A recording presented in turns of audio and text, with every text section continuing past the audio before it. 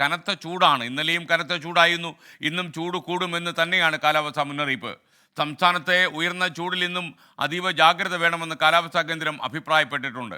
3 ജില്ലകളിൽ, അതായത് പാലക്കാട്, കൊല്ലം, തൃശ്ശൂർ ജില്ലകളിൽ ഉഷ്ണതരംഗ മുന്നറിയിപ്പ് ഇന്നും തുടരുകയാണ്. സൂര്യാഘാതത്തെ തുടർന്ന് സംസ്ഥാനത്ത് ഇന്നലെ 2 പേർ മരിച്ചു. നിഖിൽ പ്രമേഷ് പാലക്കാട് നിന്ന് വിശദാംശങ്ങളുമായി ചേരുന്നു. നിങ്ങൾക്കറിയാം, പാലക്കാട് ശരിക്കും കത്തിക്കാളുകയാണ് ചൂടിൽ.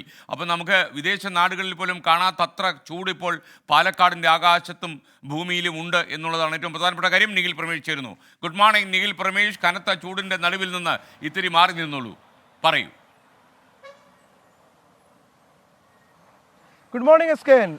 പാലക്കാട്ടെ കൊടും ചൂടിനെ എന്ന് മാത്രം പറഞ്ഞാൽ പോരാ, കൊല്ലുന്ന ചൂടിനെ എന്ന് വേണമെങ്കിൽ പറയാൻ കഴിയും. കഴിഞ്ഞ ഒരാഴ്ചക്കിടെ 3 പേരാണ് ഈ കൊടും ചൂട് കാരണം മരിച്ചത്. 2 പേർ സൂര്യാഘാതമേറ്റും, ഒരാൾ നിർജ്ജലീകരണം മൂലവുമാണ് മരിച്ചത്. എന്തായാലും ഉഷ്ണതരംഗം തുടരുക തന്നെയാണ്, കൊടും ചൂട് തുടരുക തന്നെയാണ്. വളരെയധികം പ്രയാസമാണ്. രാവിലെ ഈ ഒരു സമയം കഴിഞ്ഞാൽ പിന്നീട് പുറത്തേക്ക് ഇറങ്ങാൻ പറ്റാത്ത തരത്തിലേക്ക് കാര്യങ്ങൾ മാറുന്നു. ആ തരത്തിലുള്ള ചൂടാണ് ഇപ്പോൾ അനുഭവപ്പെട്ടുകൊണ്ടിരിക്കുന്നത്. നമുക്ക് പെട്ടെന്ന് കുറച്ച് പ്രതികരണങ്ങളിലേക്ക് പോവാം. എവിടുന്നാ വരുന്നത് നിങ്ങള്?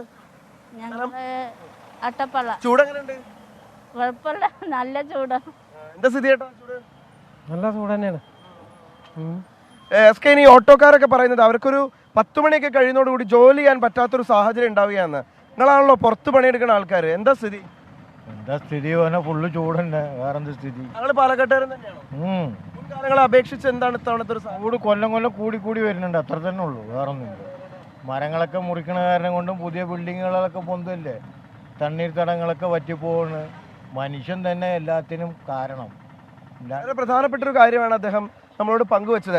ഇന്നലെ ജില്ലാ ഭരണകൂടം വളരെ പ്രധാനപ്പെട്ട ഒരു കാര്യം മുന്നോട്ട് വെച്ചിട്ടുണ്ട് സ്കൈൻ. അതായത് എവിടെയെങ്കിലും ആരെങ്കിലും ഈ തുറസായ പ്രദേശങ്ങളിൽ കിടക്കുന്നത് ശ്രദ്ധയിൽപ്പെടുകയാണെങ്കിൽ അതിനെ അവഗണിക്കരുത്. പലപ്പോഴും മദ്യപിച്ച ആളുകളൊക്കെയാണെന്ന് കരുതി അങ്ങനെ അവഗണിക്കാറുണ്ട്. പക്ഷെ അതിനെ ഒരു കാരണവശാലും അവഗണിക്കരുത്. കാരണം അത്തരത്തിലുള്ള ആളുകളാണ് ഇപ്പോൾ 2 പേർ മരിക്കുന്ന സാഹചര്യം ഉണ്ടായത്.